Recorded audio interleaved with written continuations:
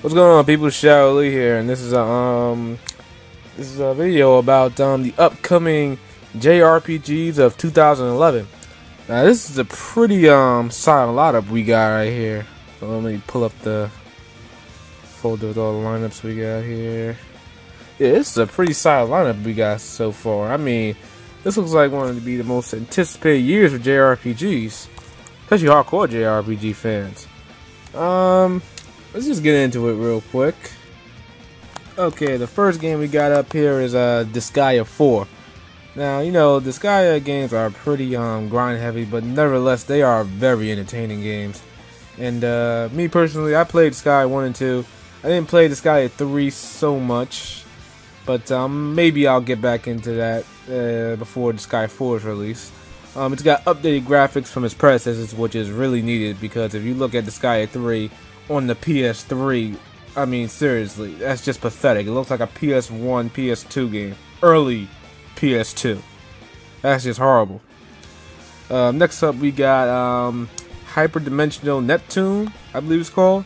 I mean, this game looks really, really awesome. I mean, it's right up my alley. It's got an anime style to it, you know, cute girls. It's got the same artist from Cross Edge.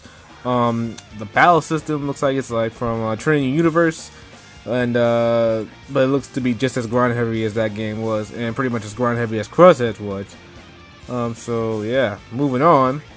Alright, next up is Valkyria Chronicles 3. Me personally, I love Valkyria Chronicles 1. I mean, it's one of my favorite games of all time, one of my top 10 favorite games of all time. I haven't beaten Valkyria Chronicles 2 just yet, because I'm not really liking it too much. You know, school type setting, you got anime cliches out the wing, and all that crap. But I'm gonna get around to beating it sooner or later. Valkyria Chronicles 3 looks to have better story, better characters, just better everything, which is just what I'm looking for, because I'm not, like I said before, I'm not liking the story and characters in Valkyria Chronicles 2 too much. Moving on, we got Untitled 3. I didn't play the first Untitled, but I did play the second one. You know, overall, I thought it was a pretty good RPG, but I didn't like the rinse and repeat Saw Magic formula of it. You know, it was pretty much build your Saw Magic up, release it, and if it didn't kill your enemies, just do it over again. You know, I didn't like that too much, but this one looks to have more of an action RPG style to it, and I'm hoping it's really fun. So yeah, moving on. It's Catherine from the makers of Persona 3 and 4, I believe. And I'm not really impressed with anything. You know, just because this is from the creators of Persona 3 and 4, I'm not really getting hyped up for it just yet. I mean, I gotta see some more gameplay videos before I, you know, get initially, you know, geared up for this game. But, you know, sure, the game has sex appeal and everything, but it's not really, you know, grabbing my attention at the moment. You know, I'm just rather just wait for Persona 5. You know what I'm saying? Next up is one of my most anticipated games of the generation, probably.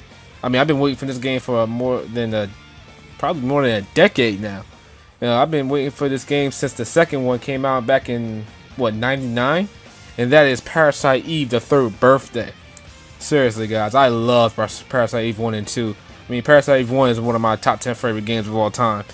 And this has just been a long wait for me. I simply can't wait to play this game. Next up, we got God Eater. You know, it looks pretty good. You know, people are saying it's like Monster Hunter, and you know, I didn't like Monster Hunter way too much. I couldn't play Monster Hunter at all. So this looks like a better alternative for me.